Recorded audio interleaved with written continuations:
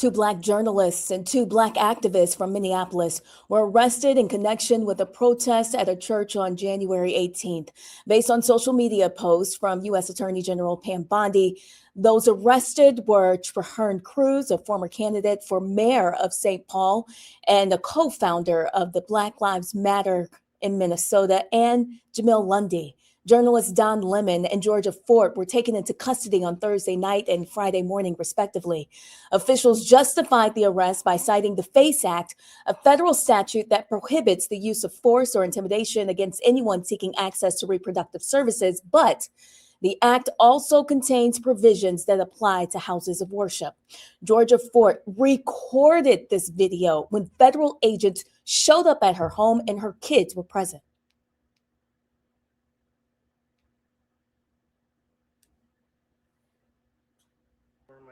You guys, I wanted to alert the public that agents are at my door right now. They're saying that they were able to go before a grand jury sometime, I guess, in the last 24 hours, and that they have a warrant for my arrest. I talked to my attorney, and I'm being advised to go with them, I guess, down to Whipple.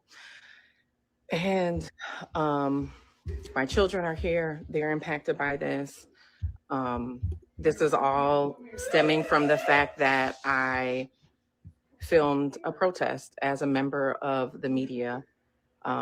We are supposed to have our constitutional right of the freedom to film, to be a member of the press.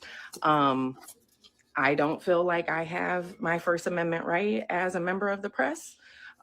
Because now federal agents are at my door arresting me for filming the church protest a few weeks ago. Again, I don't have a long time here, you guys, but I wanted you to know, for me, agents are at my door right now.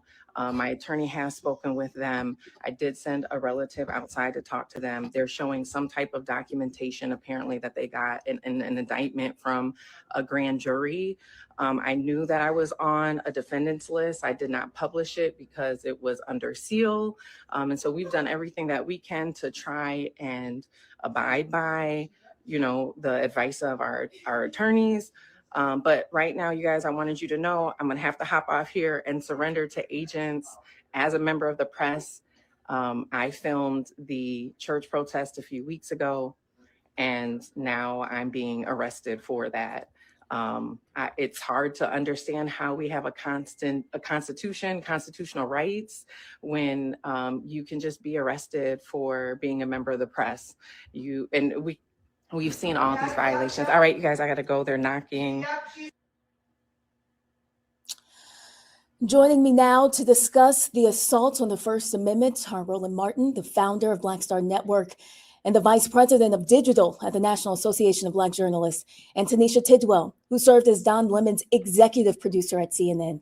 We also have Thelma Lawyer Bay Anderson, the author of Shut Up and Prosecute. I want to thank you all for joining us today on The Breakdown. Roland, we'll start with you. What are your thoughts after seeing what has unfolded? All right, so let's set this up. So what you have is you clearly have a lot of reaction here. You heard that statement there from Georgia. This is what Don Lemon's attorney released. Don Lemon was taken into custody by federal agents last night in Los Angeles, where he was covering the Grammy Awards. Don has been a journalist for 30 years, and his constitutionally protected work in Minneapolis was no different than what he has always done. The First Amendment exists to protect journalists whose role it is to shine light on the truth and hold those in power accountable. There's no more important time for people like Don to be doing this work. Instead of investigating the federal agents who killed two peaceful Minnesota protesters, the Trump Justice Department is devoting its time, attention, and resources to this arrest, and that is the real indictment of wrongdoing in this case. This unprecedented attack on the First Amendment and transparent attempt to distract attention from the many crises facing this administration will not stand. Don will fight these charges vigorously and thoroughly in court. Now, of course, this statement comes today just as the Trump administration, while this is going on, also unveiled the release of several million documents related to the Epstein files. Obviously, journalists all across the country are commenting on this. Don's former company, CNN, dropped this statement. The FBI's arrest of our former CNN colleague, Don Lemon, raises profoundly concerning questions about press freedom and the First Amendment. The Department of Justice already failed twice to get an arrest warrant for Don and several other journalists in Minnesota, where a chief judge of the Minnesota Federal District Court found there was, quote, no evidence, unquote, that there was any criminal behavior involved in their work. The First Amendment in the United States protects journalists who bear witness to news and events as they unfold, ensuring they can report freely in the public interest. The DOJ's attempts to violate those rights is unacceptable. We will be following this case closely. Now, I am on the board of NABJ. We are actually releasing our statement shortly. Our president, Aaron Haynes, was earlier on Don Lemon's feed. The reaction also has been swift from politicians as well. At his daily news conference, of course, Democratic House Leader Hakeem Jeffries was specifically asked a question with regards to this very Trump issue. This is what he actually has systematically targeted the free and fair press because they want to intimidate America and oppose anyone who is not willing, not going to be intimidated at all. The free and fair press is central to the foundation of American democracy. Thomas Jefferson famously made that clear, that he would prefer a country that had newspapers over government as opposed to governments over newspapers. This is central to who we are as a country. And so Don Lemon, we know, is an accomplished journalist who was doing his job as part of the free and fair press. There's no legitimacy, no basis to Don Lemon's arrest, no basis to the arrest of the other journalists. And the American people are not going to stand for it. And House Democrats are going to stand up for them. And the rights of the free and fair press as central to American democracy and our values in terms of who we are. None of us should be surprised by this. First and foremost, Donald Trump and his Department of Justice, they have had a bullseye on the back of the media from day one. Not only the first time he was there, but also when he came in. We saw, of course, the lawsuits that he filed against CBS, against ABC, attacking various media companies. And too many of these media companies actually folded. We've seen the reaction from the Washington Post and so many others to this threat because he is a dictator. Project 2025 outlined this as well. We talk about hashtag. We tried to tell you this is what these folks said they were going to do. They despise the press. Donald Trump, they've been wanting to, they attack the media at every turn. When he first ran for president, everything about fake news was all about attacking the press because he wants to, of course, he wants folks to believe that anything the press reports simply is not true. And so this is what this is. Here's what's also crazy here. MS Now, or formerly MSNBC, is reporting that career prosecutors in Minneapolis, that they went to career prosecutors in Minneapolis and Los Angeles. And they said, ain't no evidence here. They tried before, not only with an appeals court and a judge in Minneapolis. They were like, what are you doing? But they were going to get a grand jury to do this. Remember, the exact same thing happened to Letitia James. The exact same thing happened to former FBI Director James Comey. And so they were going to find a judge who was going to agree with him. And so it is an absolute attack on the First Amendment. But remember, journalists have a bull's eye on their back because these people are evil. They want to not just limit the media. They want to destroy the media. This is exactly what Donald Trump's agenda is, and it's not going to be the last time we see this happen. Thank you, Roland. I want to bring in Tanisha Tidwell. This is Don Lemon's former producer at CNN. When you heard the news about what had happened to him, what began going through your mind? Hey, Brittany, just shock. Woke up and seeing this news first thing in the morning, disgusted, shock, and really unbelief. We live in a country where the administration is proud. You saw what they put out. They put out, this is what happens. This is what happens with lemons. So you saw their statement too. When life hands you lemons is what they put. This is disgusting. There is no leadership. There is no character. There's no morale here. This is an attack on the American people. And people may say, well, I'm not a journalist. It's not an attack on me. Yes, it is. This is for everyone to pay attention, not just journalists. If they come for a journalist, they're coming for you next. Okay. If they are ripping people out of their homes, out of their cars, killing them in broad daylight in the streets of Minneapolis, they're coming for you. Okay. So this is for everyone to pay attention.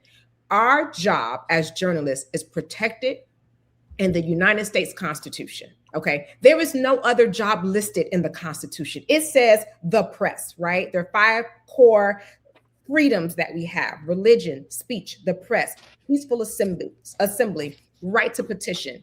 The press is so important that they thought to write this into the Constitution. We have a right to be able to report and to go along and to embed. And if Don Lemon chose to embed with the group that was going into a church, he was an embedded reporter. He can do that. He has that right. We can. And in fact, Tanisha, journalists embed with the military in Iraq all the time.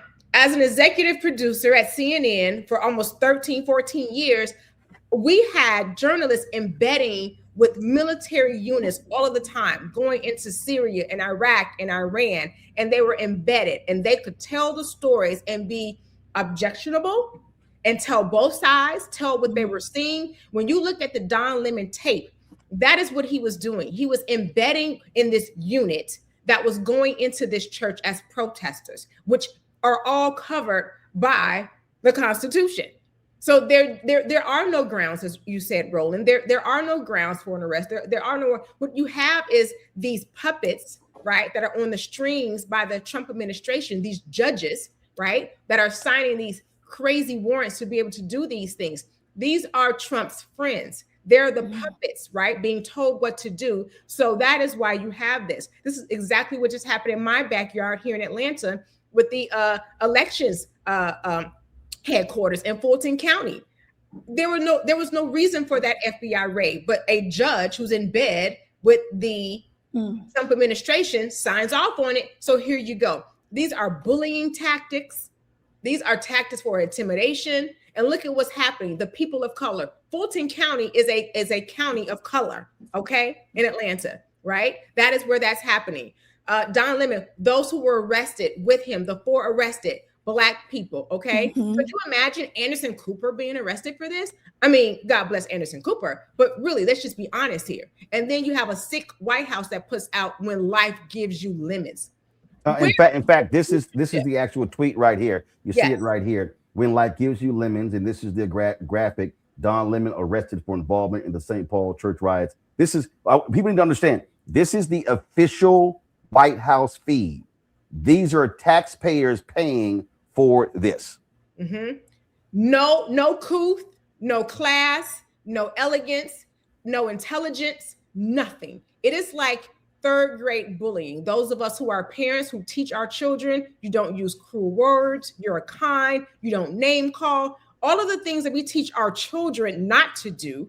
We have elected a man in office and he's doing it. And as a leader, he's emboldening people to do it as well. So when people are cursing people out and calling people's names and belittling them, people of all races and ages, that is coming from the top. And we, the people, have elected this. We're wondering, how did Hitler become Hitler?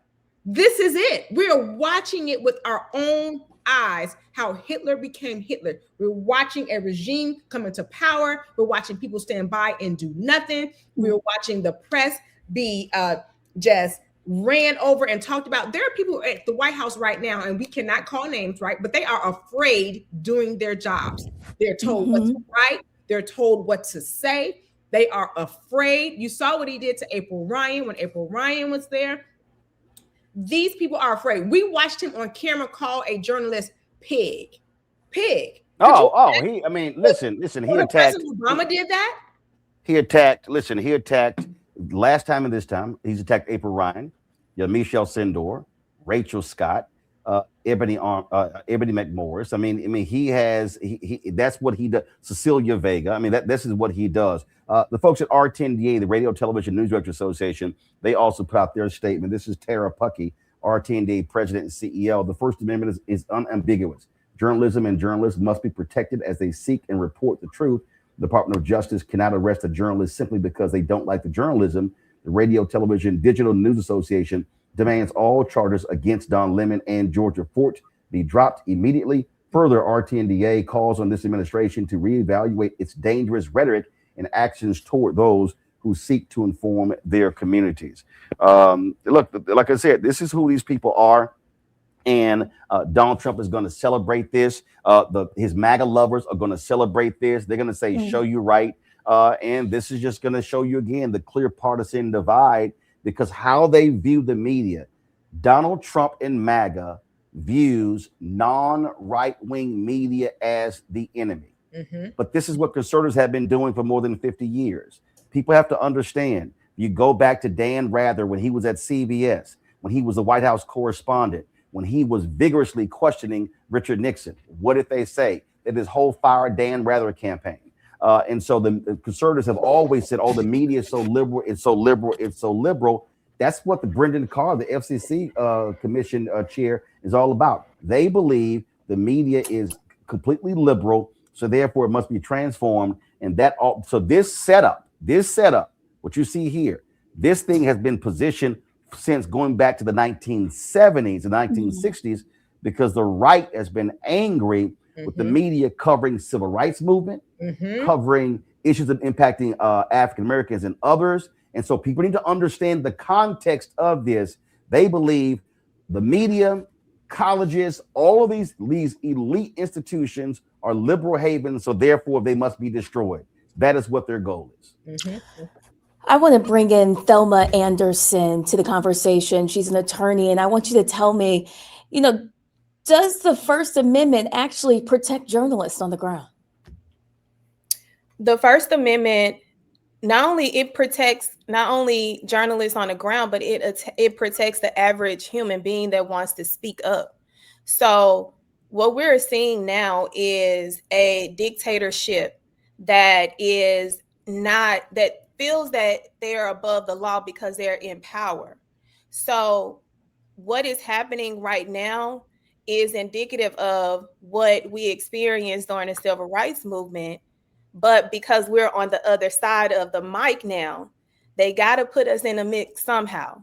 So that is the reason why they're coming after people of color first with this attack on the press. And Thelma, go ahead. I just want to know what kind of precedents this sets if authorities just start arresting journalists who are present at disruptive demonstrations. It's dangerous.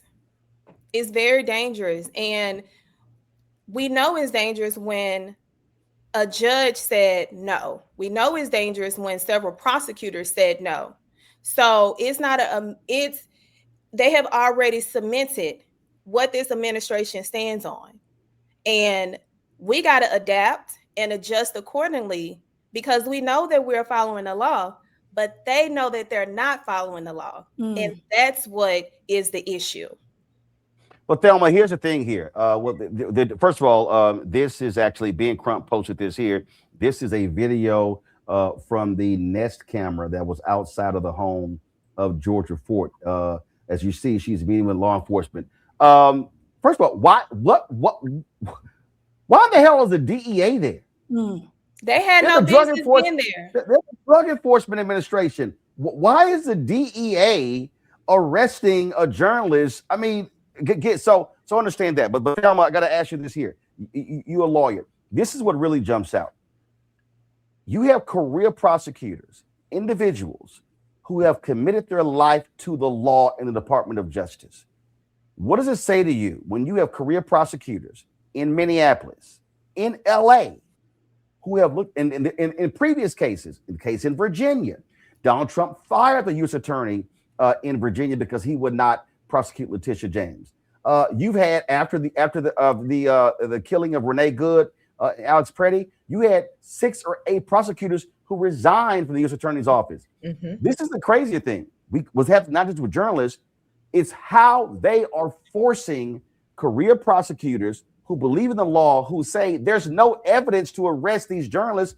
They're just like, oh, we don't give a damn, and they are firing these people. They are literally walking them out of the building because they refuse to do the bidding of Donald Trump. What does that say about the law?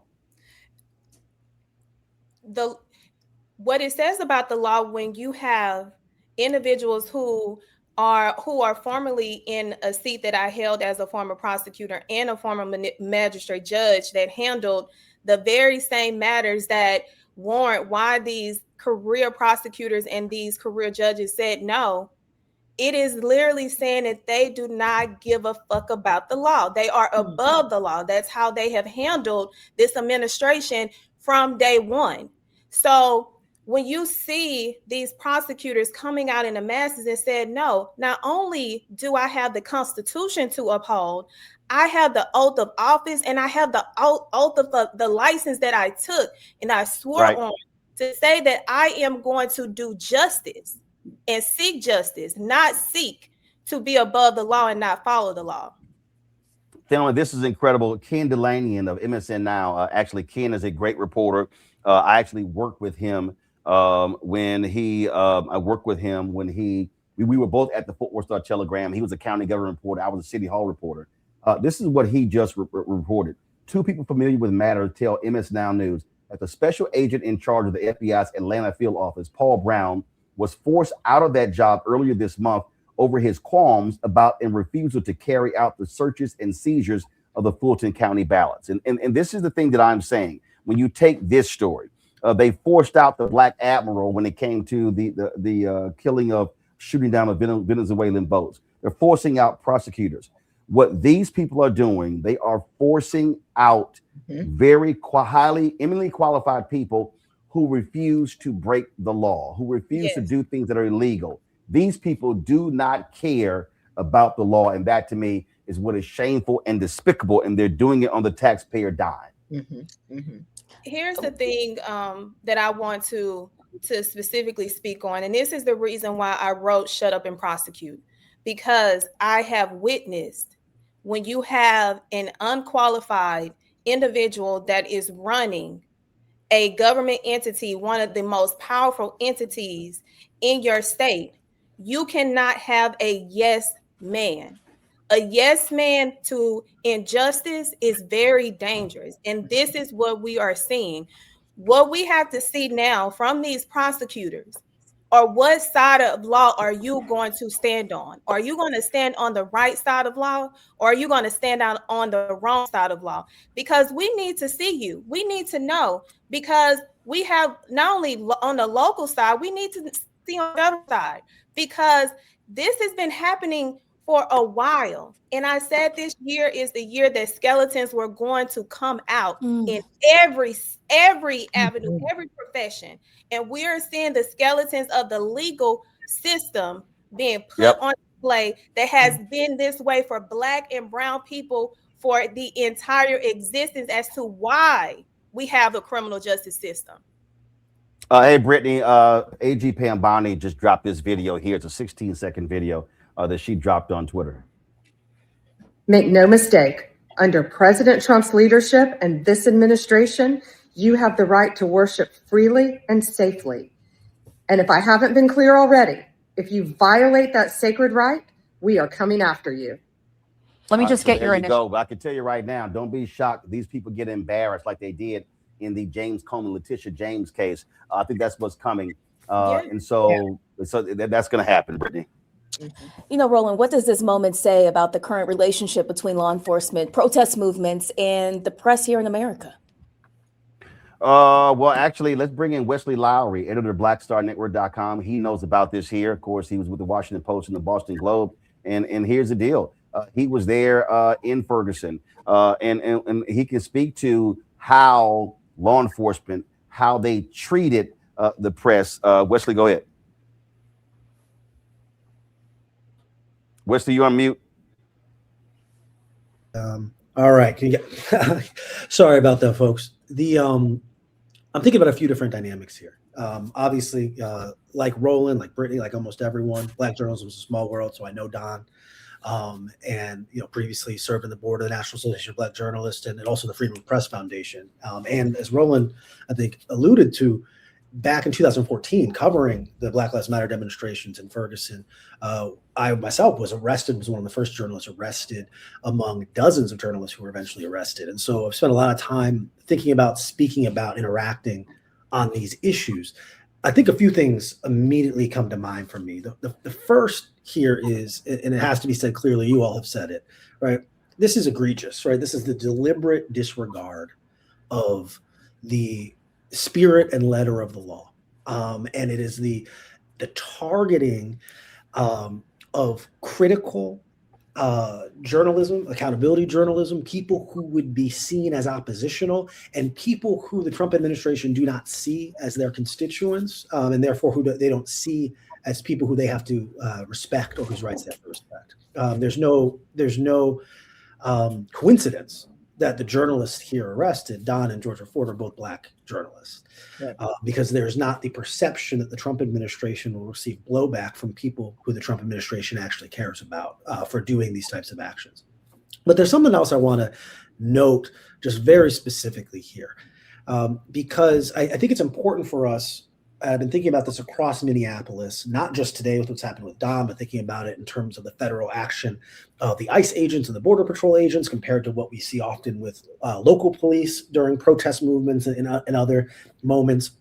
Is I think it's important to distinguish and to articulate the ways that what Donald Trump is doing are similar and carrying on things that have been done previously, and then to underscore the ways that it goes deeper and further, right? Because I think it's a contradictory two-edged sword where we very often want to claim that everything Donald Trump has done is without precedent and it's terrible and this and that. And I think often it's less comfortable for us to sit with the reality that a lot of what Donald Trump has done does have precedent. That he often does it without pretense. He doesn't try to hide his hand. He's more aggressive. But very often we do see, whether it be arrest of journalists covering protests, whether it's violence against migrants and others. But one of the key distinctions I think I want to make here is we very often, we talk about the role of journalists. The reality is protest and disruptive protest can be by its nature disruptive. At times, it can be illegal, right? We think back to the civil rights movement and other cases. When people participate in protest, often they do so knowing they are taking on a legal risk. One of the keys here is the role of a journalist in that context is different. Now, there are times in the fog of war, in the heat of a moment, when a riot is actually happening, when the streets are actually on fire, because the Trump administration is calling this the Minnesota church riots, there was no riot, right? That language, that accelerant language is purposeful, right? They're trying to build a pretext for what they're trying to do here.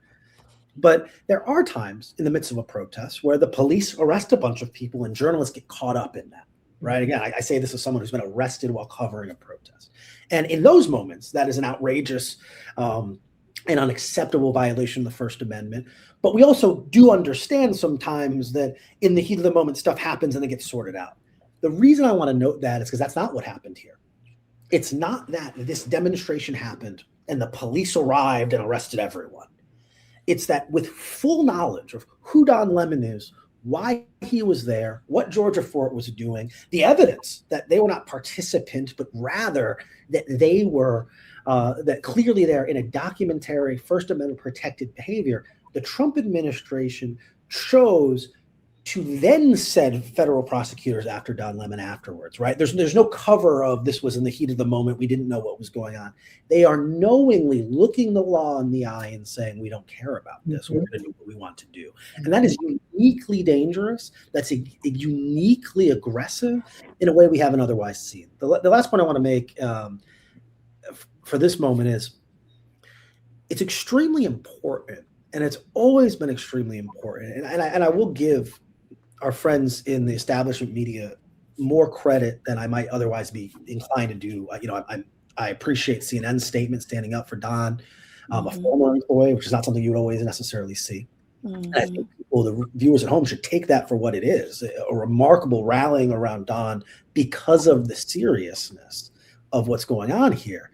But for a long time in establishment journalism, there's been a skepticism of certain types of journalists. The type of journalist who might go live stream a disruptive protest. A Black journalist, are they an activist, or are they a journalist, right? Someone who's a cable news type of person, right? Oh, he's a stunt queen, he's doing this for attention, or X, Y, and Z, right? We see that type of disparagement historically. And one of the dangers of that has been that no matter what you think of Don Lemon, no matter what you think of Georgia Ford, no matter what you think of the live streaming journalist, the citizen journalist, the person who shows up with their cell phone camera, right, is that we have to stand up and protect their rights to this First Amendment behavior. I would say even more so than we do when someone in the more established media gets arrested, when someone who has the backing of corporate attorneys, who has lobbyists, right? Because these people are so much easier to silence. Again, we know this as Black journalists. We know that it's so much easier to marginalize us, to push us aside, to run us out. And Black communities know that when there are not Black journalists present, when the only people around are those who have corporate interests, right, who don't want to upset the administration or don't want to upset law enforcement, we know that journalism cannot serve its fundamental accountability role. And so this is outrageous. It is a clear, knowing violation of, again, not just the letter of the law, but the spirit of the law. And I do think while Don is going to get a lot of attention, he already is, as he should, I do think we want to keep lifting up the name of Georgia Fort here because what we know is that an arrest of a journalist is going to impact people differently. And Don is high profile enough that he has great attorneys. He's got a lot of friends across the country who are going to stand up and speak up. But we can't forget the Black woman who has also now been incarcerated. And we have to make sure that, if they let Don out tomorrow, that can't be the end of the story.